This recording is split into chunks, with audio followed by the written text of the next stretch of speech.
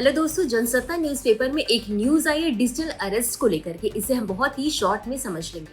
तो देखिए, हाल ही में केंद्र सरकार ने सुप्रीम कोर्ट में बताया कि डिजिटल अरेस्ट जैसी साइबर अपराधों से निपटने के लिए कार्रवाई की जा रही है और इसी के तहत 9400 व्हाट्सएप खातों पर रोक यानी कि बैन या ब्लॉक किया गया है। इसे अब समझते हैं डिजिटल अरेस्ट होता क्या है। तो दरअसल ये एक साइबर फ्रॉड तकनीक होती है। अब इसमें होता क्या है कि अपराधी खुद को पुलिस, सीबीआई या ईडी अधिकारी बताते हैं, वीडियो कॉल या ऑडियो कॉल के माध्यम से आपसे कनेक्ट करते हैं और व्यक्ति को अरेस्ट या कानूनी कार्रवाई का डर दिखाते हैं, फिर पैसे ट्रांसफर करने के लिए मजबूर करते हैं।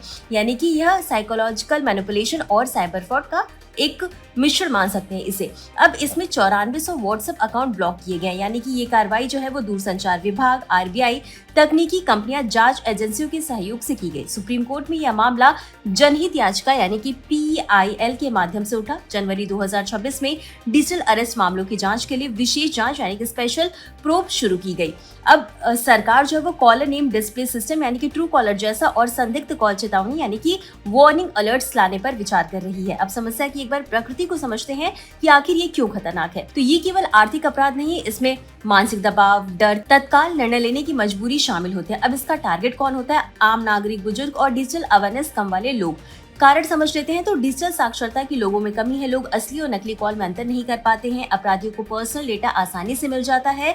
इसी के साथ व्हाट्सएप में end to end encryption tracking कठिन हो जाती है और कई एजेंसियों के बीच कोऑर्डिनेशन भी काफी धीमा है। अब इसका प्रभाव क्या पड़ता है? लाखों रुपए की ठगी होती है। मिडिल क्लास और बुजुर्ग ज्यादा प्रभावित होता है। लोगों में डिजिटल सिस्टम के प्रति अविश्वास होता है।